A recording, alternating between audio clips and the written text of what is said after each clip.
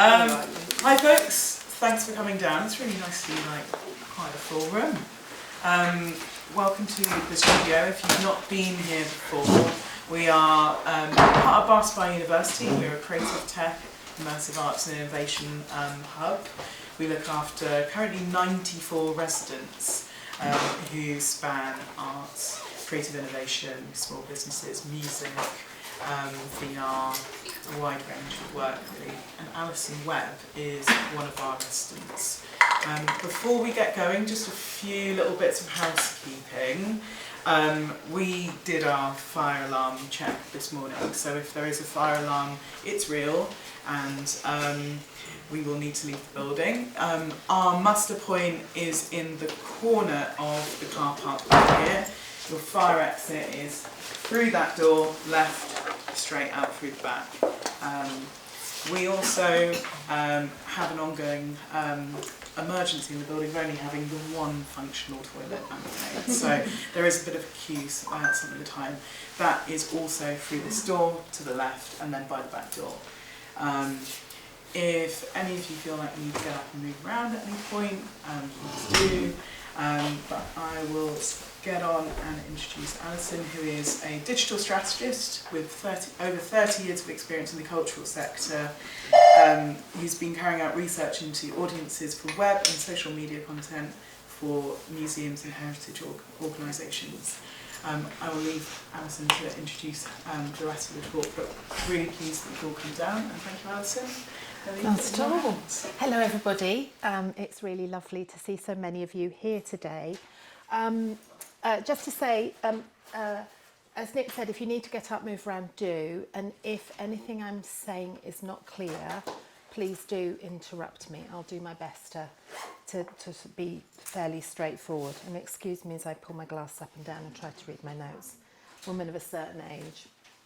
So, to start off, as Nick said, my name's Alyson and I'm one of the founders of a little tiny team called Frankly Green and Webb. And we work with museums, historic sites, cultural organisations and a few non-profits really to help them think about, plan, develop digital for their audiences.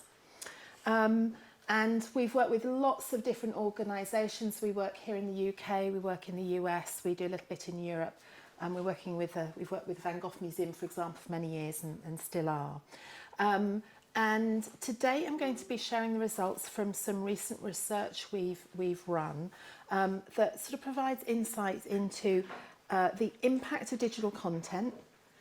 And I'm going to talk a little bit about web content, a little bit more about social. There is just such a wealth of data.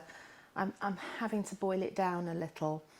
And one thing to say is I'm really conscious that probably most of you are not here as a member of a digital team or a marketing team for a museum or cultural attraction. And that's where the data comes from. What I'm going to try as I go through is really to connect that up to what it might mean for different people. But there will be time for questions at the end. So if I haven't done a sufficiently good job of that, there's a chance for questions and to sort of dig into things at the end. And I'm also conscious that text and data on screens is never easy to read. So I'll try and describe to you the key points, but again, do please interrupt if you need to. That's all right. Okay, so before I launch in, I thought I'd give you a quick heads up on the main things I'm going to be telling you.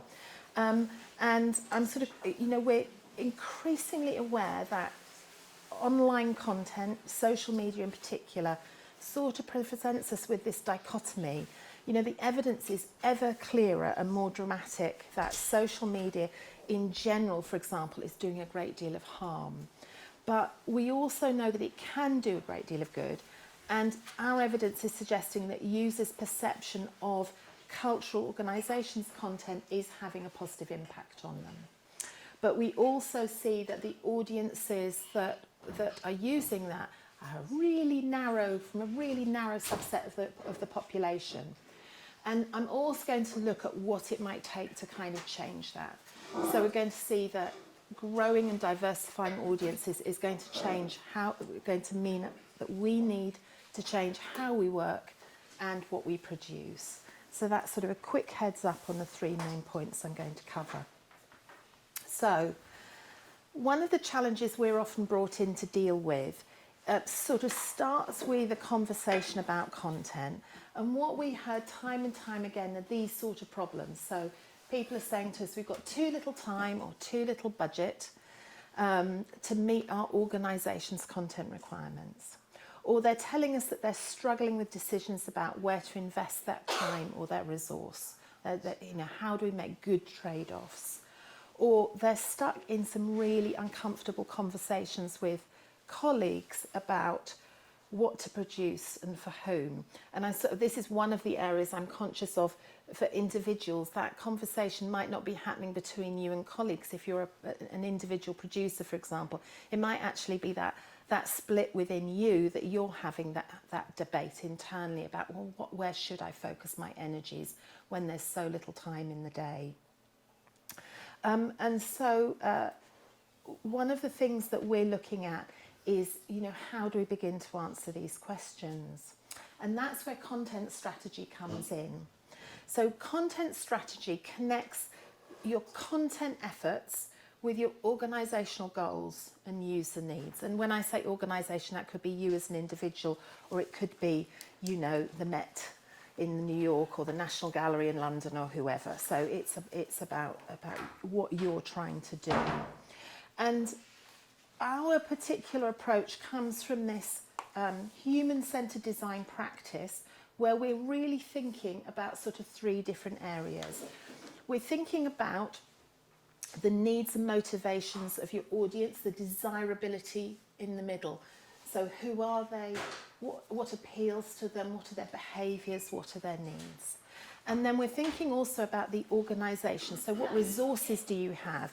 Skills, people, structure, channels, and so forth. And then we're also looking at viability at the bottom.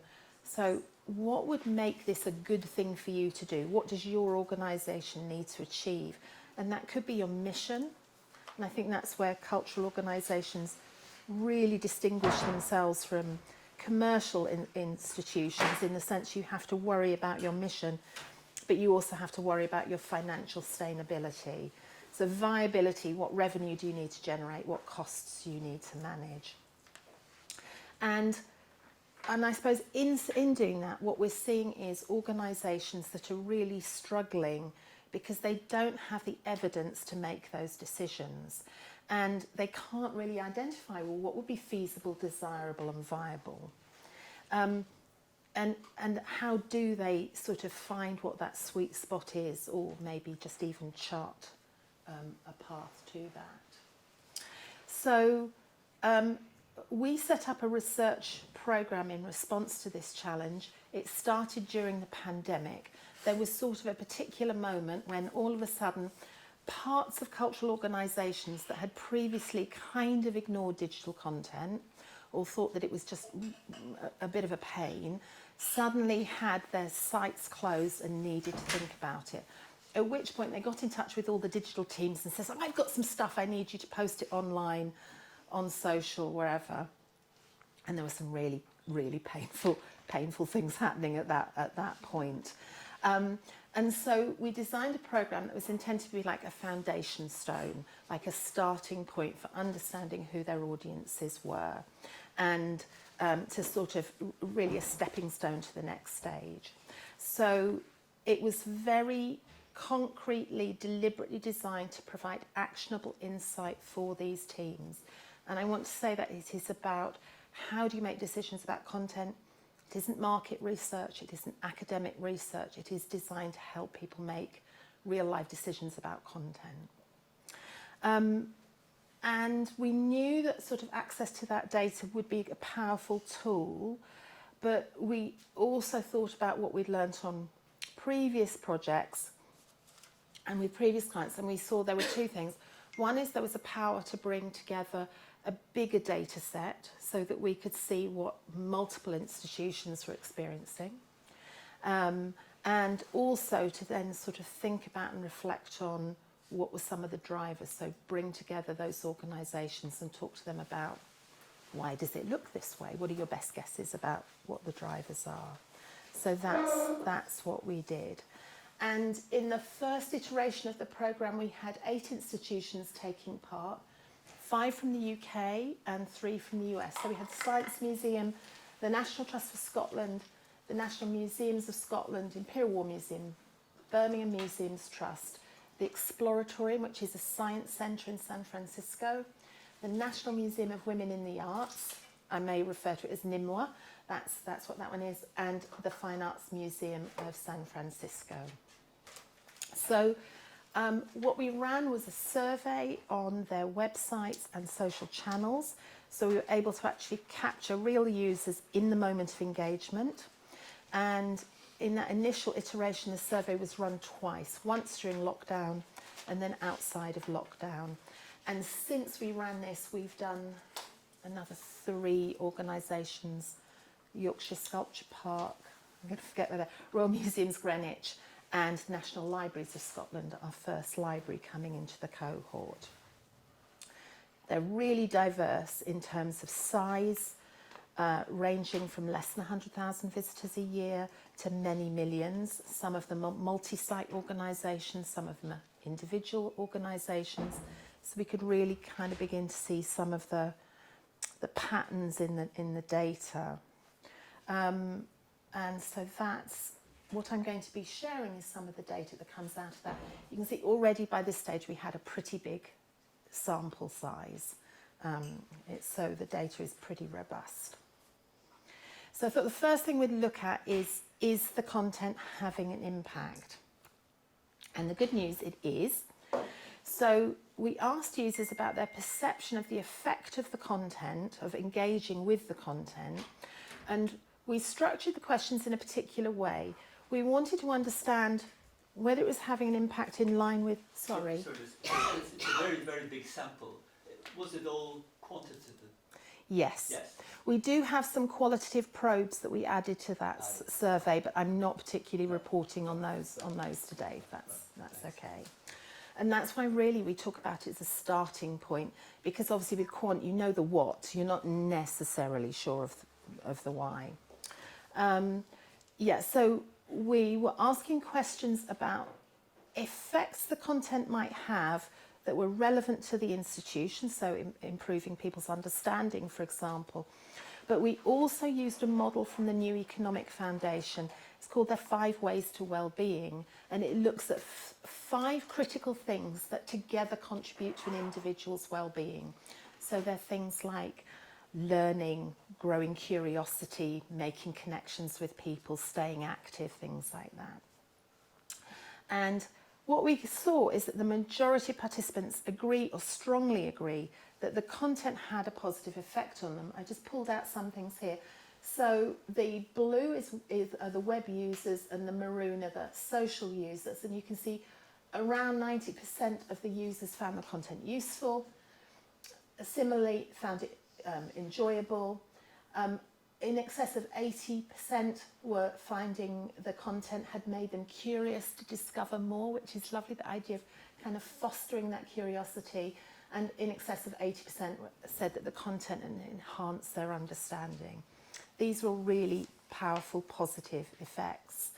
And it's important not to, just in terms of, I suppose, the individual museums and achieving their objectives, but you know, we're at a point where funders are more and more interested in organisations supporting the growth of wellbeing amongst their audiences. So it's a really helpful finding in terms of funding applications. I think it's important to think about the fact that if you had these results from a physical site, wouldn't you be happy? Like if your visitors reported that back when they'd visited your physical venue, you'd be super happy. And I think sometimes we get into a bit of an arms race that the physical site is, the only important thing, as opposed to if we can help people's understanding, if we can offer something positive, the physical site is one way we can do that, online is another way we can do that, and each have different strengths and weaknesses. I mean, I'm a fiend for visiting museums and galleries. I've been doing it, well, my entire life, but I've been working in this area since 1989, so I'm not suggesting we shouldn't encourage that. But it begins to help us think about, well, why should we worry about digital content? We also saw that the content helps make connections. So slightly lower levels, but 57% of web users, 78% of social users reported that the content helped them feel more connected to the relevant organisation or to a place or person. And slightly smaller, but still a really good chunk, said it encouraged them to do something nice or give back. Both of those are part of that model of 5 ways to well-being. And they're both really important for organisations trying to build support from their visitors. And then we also found that a significant minority of users had supported the organisations at some point in the year. So we asked them about membership, donations and volunteering. And 17% of web users and 30% of social users, on average across those organisations, had done one or more of those in the past year. It's worth saying some institutions perform much, much better on this than others. So often we talk about digital in terms of reaching bigger audiences, and it is obviously absolutely true. With this content, we can almost reach anyone, anywhere, apart from maybe the boundaries of some countries in place. But the truth was that the data suggested that wasn't always happening. We wanted to be able to compare these really diverse organisations. So what we looked at was the size of their digital audience in comparison to their physical site, so that we could kind of have a comparable measure. And here the dark grey blue is the highest performing site, and then the lighter colour is the lowest performing. So this is Webb, and you can see that there's a really enormous difference between the highest performing. The highest performing was getting 16,000 compared to 700 per 1,000 on-site visitors. That's a big difference. Something, you know. Social channels reach far fewer people. Even there was a big difference between 1,200 versus 10 per 1,000, 600 to 30, 600 to 30. So you can see our institutions are not achieving their full potential. You know, we've got that content, it could be reaching more people, and it just isn't. I do want to say something about the difference between these, and that is reaching a smaller... Sorry. No, don't be sorry, it's me. Just understanding the graphic at the top line, so there's 16,000. 16,000 web visits per 1,000 on-site visits. So that would include going there to book tickets and things like that. Yeah. So there's also another motivation.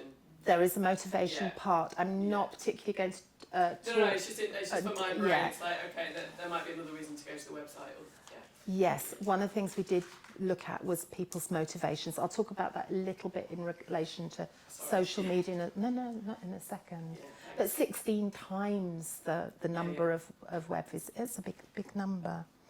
As I suppose there's a size and then there's a depth. So, you know, if you're not having a positive effect, who cares how many you've got of them?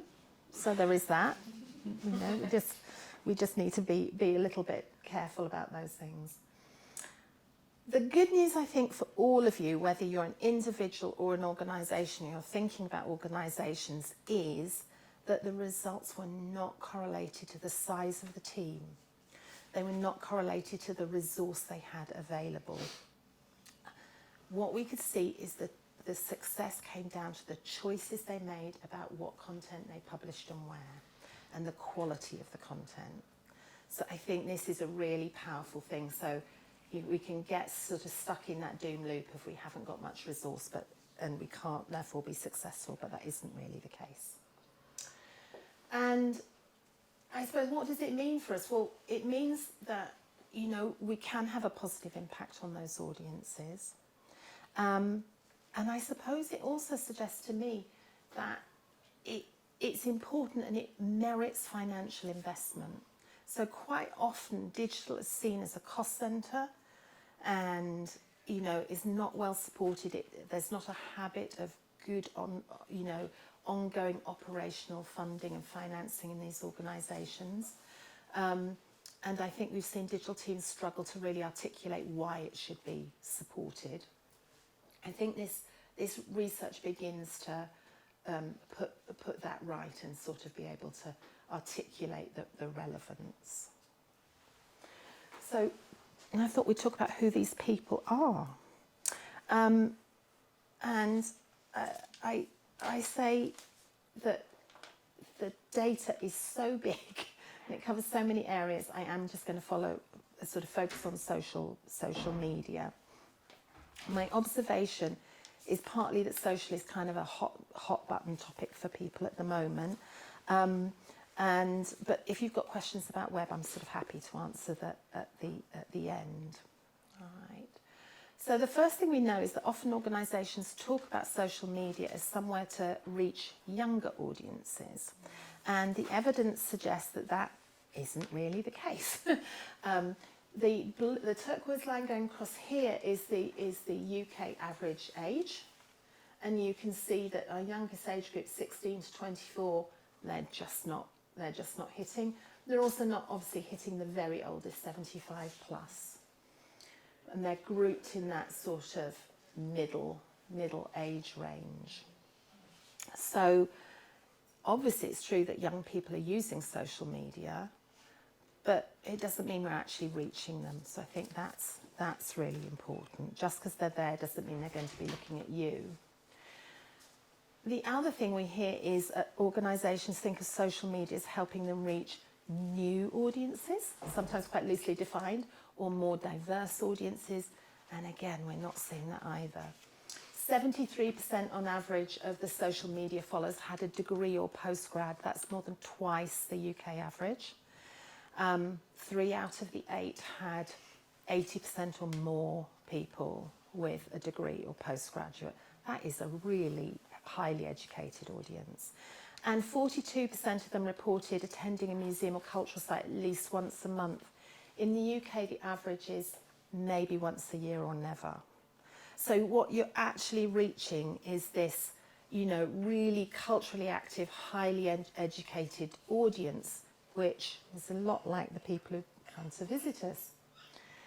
And ethnicity was a really difficult thing to make sort of, to synthesize the result. But because our institutions were in different places with different ethnic mixes, but what we could see is that the audience for all the organisations were more likely to be white than in the areas from which they drew their audiences. Okay, so somewhere like the Science Museum or the Imperial War Museum, if you looked at their numbers, they might be reaching an audience that was broadly representative of the UK. But if you looked at where they were drawing their audiences from, London, South East, whatever, it wasn't necessarily representative of that region. So you can get a sense of generally nobody's doing a very good job of this. And then we also used postcode analysis, and we were able to match postcodes against the index of multiple deprivation, which runs here in the UK. And we could see that that the social followers were less likely to come from the areas with the most deprivation. So again, different measures were looking at the most privileged of audiences. And then also we often hear about, you know, this idea of using social as a marketing tool, that they're going to see us on social and then they're going to be inspired and they're going to come to visit us for the first time. What we saw is that the overwhelming majority of social followers have already visited one of the organisation's sites. And they typically live in the same region as the venues. And just before I sort of sum up, there was one thing that really did stand out to me, that was that 27% of the followers reported some form of disability, long-term health condition, or difference. And I thought this is a really interesting point, particularly in terms of access to culture. And there were some really interesting patterns underneath the sort of the top line findings. So, for example, younger audiences were more likely to report that they had some form of neurodiversity. And you can see that they're more likely to have a diagnosis or to be aware of neurodiversity than, say, much older people. Because the older audiences were much more likely to have long-term health conditions or a physical disability. So you could begin to see patterns in that you could take into account in thinking about the value and the type of content you produce. So when we all got together with these organisations, somebody said, oh my God, we're making content for people just like us. It was like this horrible moment of realisation. You know, we were all sat around and we were all nice white middle class people, and we're making content for people just like us. And I think that's not because they were doing anything bad, but in the absence of evidence, we judge good as things that look good to us. And once you have evidence of what other audiences might want or need or like or find helpful, you can begin to think about and design content that would work for them.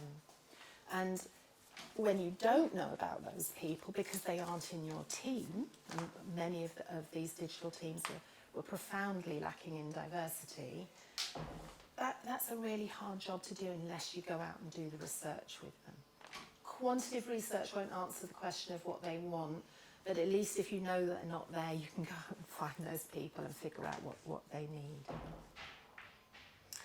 So, to turn to motivation, we did ask people why they're engaging with the content.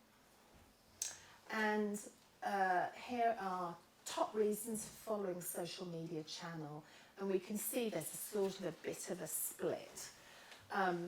Just under half are visit motivated and half are subject motivated. So remember, the visit motivated people have probably already visited your site.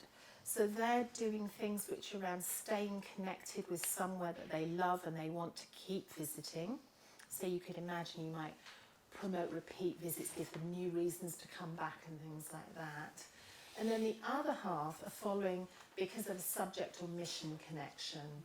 So they want to discover interesting stories and articles. Often that's in relation to a hobby or some form of subject matter interest or a causal interest as well. So it begins to kind of shift our thinking in terms of how we might use these channels.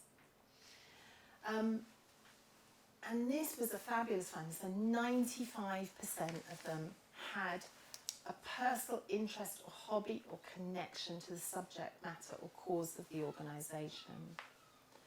And I think this is really valuable if you're thinking about people being interested in that. It's a good way of hooking them. And so to sum up, what the organisations are currently doing is they're reaching a subset of their in-person audience. So they're visiting people who have visited, so connecting with people who have visited before, live anywhere, and have a connection to the cause or subject. Okay, so you've got this little niche. And the opportunity area is to kind of break free from that and grow that. I just realised that text might not be right.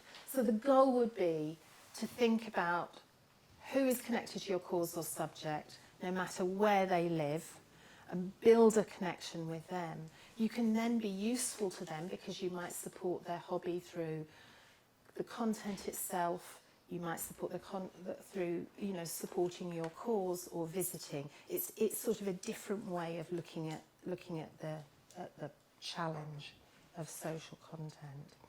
And there are some really nice examples of this.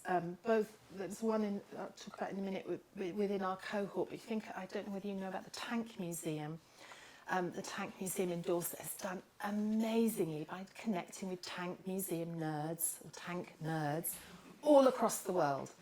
they've just gone full on. We're about tanks, and they've done amazing things. They found all the tank people everywhere, and they're acing it. And I have no doubt that some of them are now plotting their visit to Dorset to the museum. In our cohort, the one exception who achieved a social following larger than their on-site audience, and their majority of followers live outside their region, and they had the lowest percentage of followers who had already visited. That was the National Museum of Women in the Arts, and what they do is they talk about their cause. They're talking all about raising the awareness of women in the arts, raising the awareness of the value of women in the arts, promoting women artists. And to do that online, they've run campaigns. I don't know whether you've seen some of these campaigns, but they're fabulous campaigns, and people like Tate have picked them up, who has a huge following. That grew their following even more, and it's allowed them to really reach a huge audience for the size of institution. They're in a little tiny townhouse on a corner in Washington. This isn't a big institution. So they're doing really, really well by really nailing their mission. I have to say, sadly, most of their followers are women, and I wish it were men.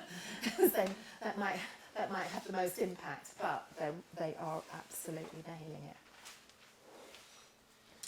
So I think in summary what this means is if you want to reach a larger or more diverse audience, it's more than a question of the channel. So people say, oh, we want to reach young people, should we be on TikTok? Well, maybe, but it kind of depends what you're going to do. You could also be on Discord or all sorts of places. You need to think about, you know, what you're going to do. And you have to think about what your organisation wants to do and what your audience wants, and kind of bring those together. But you can start to see that perhaps thinking about social simply as a way of reaching new audiences or younger audiences is just not a sort of a deep enough level of reflection. And you can use the tool with, you know, a little bit more subtlety. I thought I'd just touch on some of the things finally, insights from our peers. I realise that I've been going on for quite a bit longer than I expected. So we brought all the peers together, online, and a few in person as the pandemic ended. It was so exciting to be face to face. And we had a talk about what was sort of holding them back from doing better, why the results look this way. And these are some of the insights. So they talked to us about the fact that for many of them this was the first time they had access to this insight about their data. So they'd previously been kind of driving blind. And that actually when we shared the data, they didn't really know how to make use of it. Like there isn't good data analysis skills. There aren't really good skills about how to interpret data and what it means for your content. So I think they all took away with, like, once they knew who their audiences were, they could begin to make much more interesting choices. And I've recently been in touch with them all and asked them what has changed. And just understanding who their audience has improved their engagement rate and has grown that audience size. We've seen some really positive results. This one is always popular. Do less, do it better, and then just keep doing it. Over the conversations, we saw a shift from, oh, we haven't got enough resource, to how do I use the limited resource that I have? And I think that's the critical thing. Nobody, whatever size of institution you are, you know, if it's 1 of you or 10 of you or 50 of you, you're never going to have enough. So it's figuring out where's the low-hanging fruit, what can we achieve with what we've got, and feeling brave enough to actually stop doing things. That was the biggest challenge. How do they stop doing things? Then we all talked about, I think, small changes, like trying something, testing it, and keeping going. You don't have to have big flashy changes. You can make some small changes and keep building on those. And they really saw how that played out well for them, and also built confidence amongst their colleagues.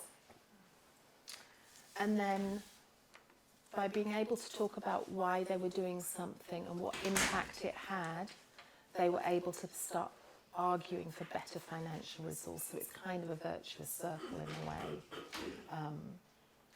And then for bigger teams, everybody really took on board that there was not enough representation in those teams, and that we should be doing more research into less well-represented audiences, but we should also have better representation inside our organisations, and that would go a long way. Even if it's somebody saying, I don't know about that audience, but I'm not one of the majority, and I can tell you it might be worth checking in. Just having somebody who's flagging that, that's a big responsibility, I know, but just getting that diversity of thinking in the team was really, really important. So, that's the conclusion. We've got some time for a bit of Q&A, so if anyone does have any questions, Alyson. Hello. Do you want to shoot first? Sorry. Thank you.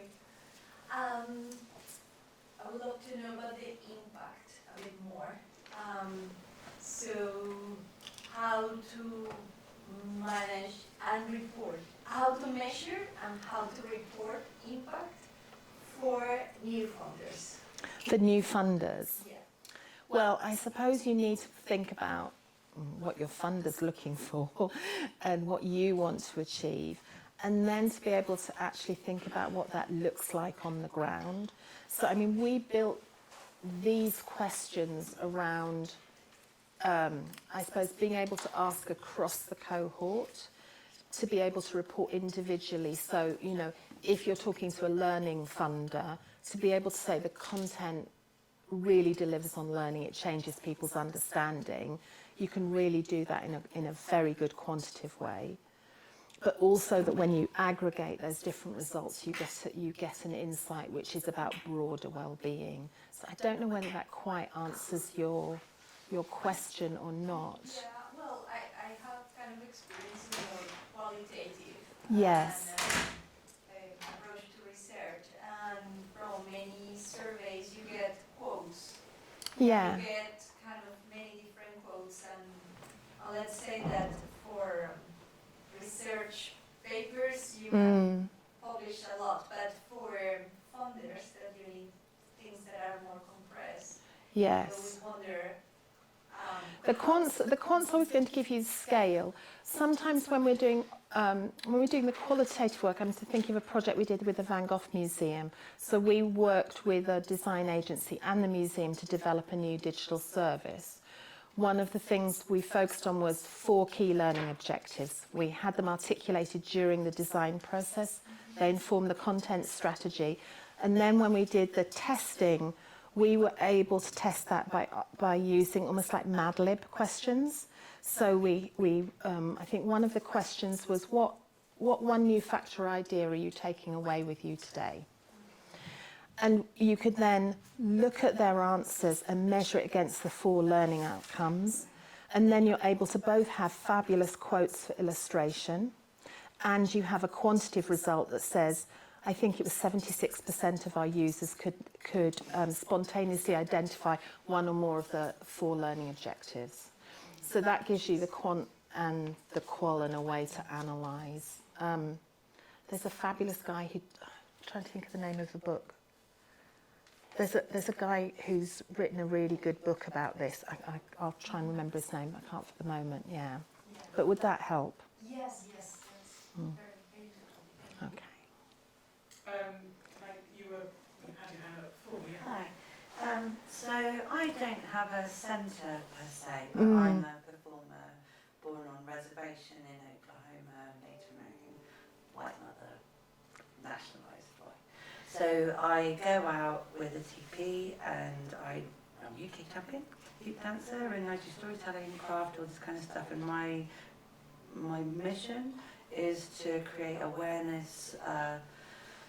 Native American people back home mainly live in sheds. They're not necessarily online. They don't necessarily have phones or laptops or anything. It's really extreme poverty, but we do have massive issues with not having clean water, missing murdered Indigenous women, various different aspects, Pocahontas being sexified. I grew up with, you know, watching Peter Pan, What Makes a Red Man Red, Dirty Savages, Savages and all this. Yeah. Very upsetting. Pocahontas being one of our first missing murdered Indigenous women. I go to Comic-Cons and I tell the truth behind Pocahontas. Lovely. And I actually had one of Pocahontas' descendants who lives in Lancashire contact me and say, thanks so much for doing this, you know. But I was thinking, yes, okay, so I mainly hit middle-class white audience, which is good, actually, for me. Yeah, we need our minds changed. Yeah. You're doing God's work. Also, I want to be able to feed back hope. We've got really high suicide rates and stuff like that with the Indigenous tribes. I suppose if people aren't online, Yeah. don't do something online for them. I mean, I know it sounds obvious, but I'm kind of I'm like agnostic. Like nothing, things don't have to be digital. Like that might not be the methodology to reach those people. It really doesn't have to be that way. I mean, I'm sure there are deeper reflections and thoughts I could have, but it could be, what could you do with that social platform that's engaging with, you know, nice white middle class people? What could you do with them that you would give you food and material to report back to those people about the efforts to change people's opinion, or about, you know, more positive reflections? So you could use that as an information gathering exercise, or you could use it as sort of a way of developing content that you then shared, but you're not necessarily sharing it online. Yeah. Because I think not every part of the journey has to be digital. Yeah. Yeah. But I know that I've found, particularly with social media, I'm selling myself, and it's been really useful. If they like who I am, then they're going to listen to me. I suppose that's what this data's really saying, really, whether in an organisation or an audience, they're buying into you. Yeah. Yeah, yeah. Tim and then Anna. Yes. I'm pleased to hear you talk about the Tank Museum, because That's all we ever talk about is completely tanks. through my mind. I think I'm right in saying that they've, through their like focused digital stuff, they're getting £600,000 a year new income in. So it's incredible. Yeah. Through a combination of kind of ads and patrons. Do you think organisations? It used to be the case that organisations will put content online as a kind of sharing engagement thing, also as an advert to come to the physical venue. Do you think it's feasible for organisations to treat digital as a new revenue stream? Yes. No. And do you think everyone could do it if they were focused enough on who their audience is? Almost everyone. I feel it's beyond my intelligence to say everyone. I mean, I know, for example, the Imperial War Museum, they're already generating revenue through YouTube, for example, by focusing on their aviation nerd audience, and they're more than covering their costs, that they're generating surplus. So I think there's that thing where if you go from like people who have never heard of you and don't give a damn about your subject to absolute nerds, the people who aren't really into you in any way, shape, or form, they're like, you're not going to convert somebody, really, or you're certainly not going to convert them online, probably. But if they're interested in your subject, you've got some connection with them, you can convert them. I think we're trying to use media and content almost in the same way for different audiences. What could you do with your nerd audience, your geeks, that is really valuable, because they're the people who are most likely to support you and give to you and believe in your cause, volunteer for you. What can you do with them? And then what would you do that would be quite different from those people who are only just getting to know you or just started an interest in your subject matter? And then how can you move people through that pathway? It's almost like romancing, isn't it? You're going to go on a first date. I won't pursue that. I won't pursue that, I know. The divorce was painful and long. So you shouldn't talk about tanks on a first date. No. Depends who you're on a date with. But it does feature in 3. Depends if you've been on tank dating. Is that a thing? I think it is now. I think that's my new website.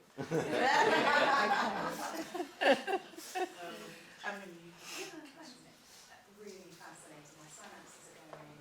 So speaking from the position of running a classical record label, classical music has obviously got a Yes. But there's been a huge uptick on YouTube and TikTok, hashtag classical music. So, you know, there is interest. So it's not that Yeah. toll isn't learning. For us, from our perspective, we're a family label. We'll be celebrating 50 years next year. Oh, wow. Generation.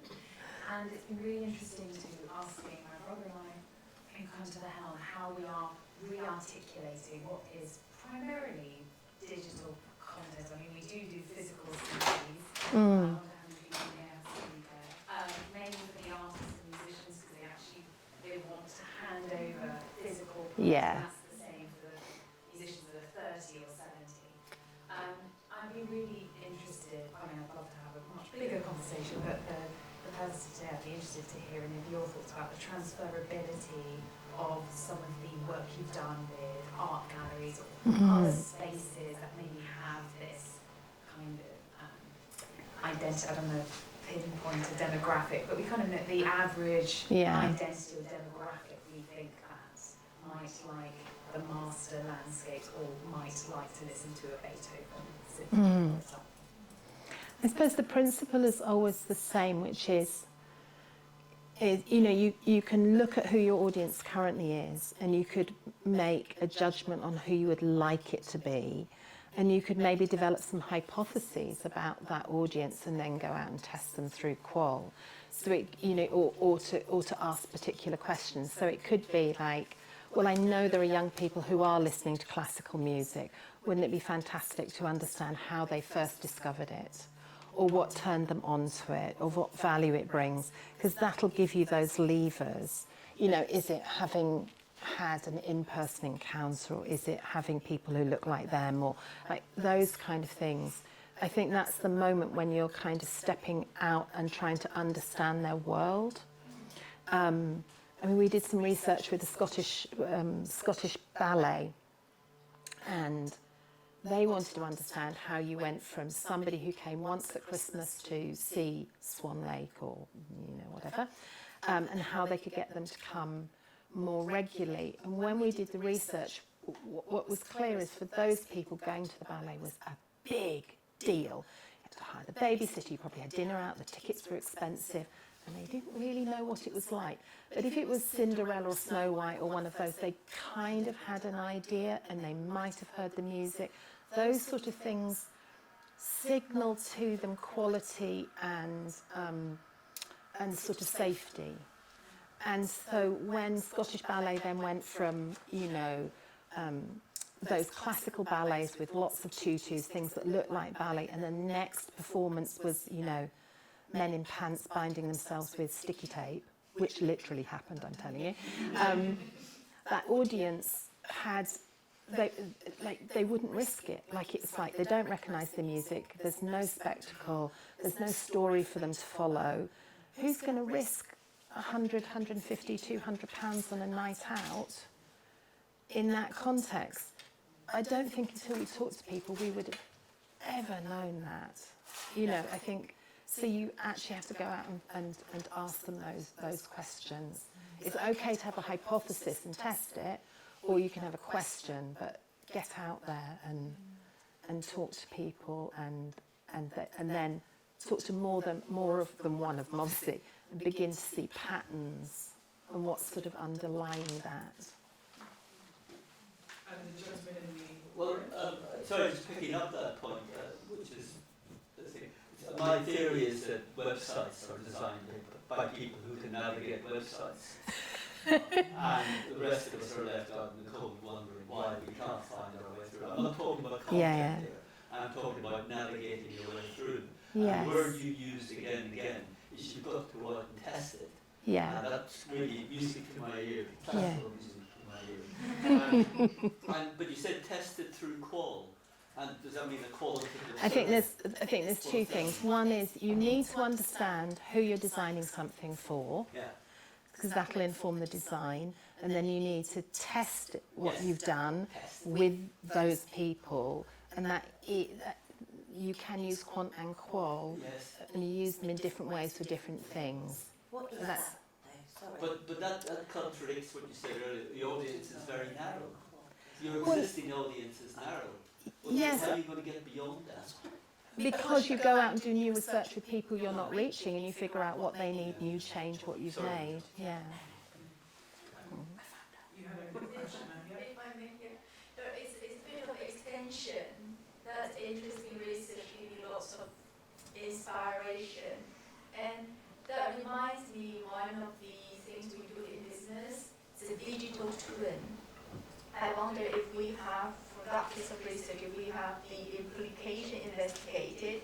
For example, with the VR technology, with the digital engagement, the digital development within our museums, would it happen one day we no longer need museums, like what happened to libraries with all the books? We resisted. When I was students, now I like paper hard copy books. I resisted for a long time, but now nothing beats convenience and time. And I use e-books, and we see lots of libraries being shut.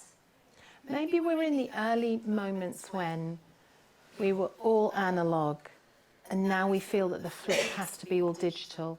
And actually what needs to happen is we need to think about what is utterly unique and wonderful about being in person and what is utterly unique and possible about being online. And to design two different experiences. If anybody talks to me about the sodding online exhibition again, like, no, because people aren't looking for that. It's not the same thing. There's lots of amazing things you can do online, but not to replicate a physical experience. Do the physical experience and do something that works better in a digital context. So I think nothing's going to beat going to the Roman baths in person. Can I add one more? So that actually what I wanted to ask, but I thought it's a very naive question. Would it be easier to summarize the characteristics of museums? So I think that's what basically you mean with those unique characteristics of museums, of people being in present. That makes it movement to the digital twin idea is not so possible, let's say, now. Yeah. So what would you say quickly about these characteristics of all those museums? Make it happen. Sorry. I'm not sure I could say it. Probably all of you in here know better, but there is something magical about seeing a real object, seeing it in 3D, being able to compare and contrast objects. Yes, I do think there is something unique and special about seeing the real thing. Whereas in digital, you can have all those different media. You can immerse yourself in things in a completely different way when you're not having to stand hopping on foot to foot in front of an object with crowds around you. So, I think thinking of somewhere local like the Roman baths, in the baths you have that sense of what it might have been like to be there 2,000 years ago. That's an amazing feeling. These are the real stones. Like, that is an amazing thing. Is it a sensation? Yeah. But that's personal. That's not based on any research. One more question I'd like to allow. And I feel like maybe that's a really good subject for another event. Around, like, physicality and materiality Oh, yes. and immersive I'll attend that one. exhibitions. It feels like there's a big conversation there. Yeah. But just one more. Yeah, it was actually, I have lots of questions. I'm Amy from the Roman Baths. Hello. And everything you're saying.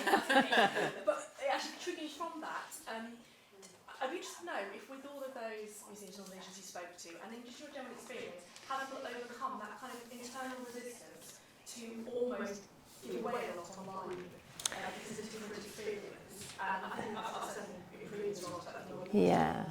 Say too much online because we'll stop them coming and seeing it, which also those things to me that they're not mutually exclusive. No. What was their experience of this? Funnily enough, I'm talking at the MA Tech event in a month's time.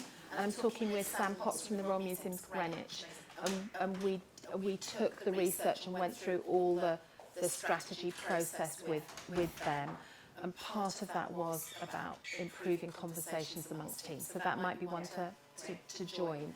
But generally speaking, what happens at the moment is conversations are happening in opinion land, And everybody's got different opinions, and that makes things really, really hard. And as soon as you can get some evidence into the mix, that changes the conversations. So a typical conversation would be, you have to post this promotion for my event, which is, you know, for this, you know, niche audience. It's really important it goes out on social media. And in their head, they're thinking, if you post it on social, these people will come. And then the conversation is, look, those people aren't on the channel. I can post it. It's not going to have any effect. I could do something that has more effect. And that's a different conversation.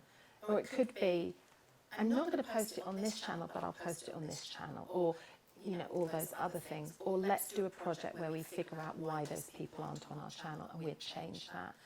So I think evidence is not enough to change things, but it is a critical part of that. And the thing that we do is we get people together and we do co-analysis of data. And it turns out, I mean, you're being all very lovely and polite and hopefully receptive, it turns out giving people data alone doesn't change hearts and minds. But sometimes if you give them the data, sometimes it might be the qual responses. So we have tens and tens of thousands of qual prompts to the question, why did you rate the content this way? And they talk to you about what they liked and didn't like about the content. When people analyse that and they synthesise those and they develop insights for themselves, they hold on to those because they've heard it from the visitor's mouth, and that's really, really powerful. They won't believe me as much as they'd believe the visitor. But I mean, you at Standard is an amazing opportunity because how many people are Roman nerds? You know, my family's full of them. Apparently every man. Every man. I went to the Legions exhibition at the British Museum and I was the only woman. It was quite alarming. I think we might need to leave it there, but thank you very much, Alyson. That's cool. Yeah, Thank you.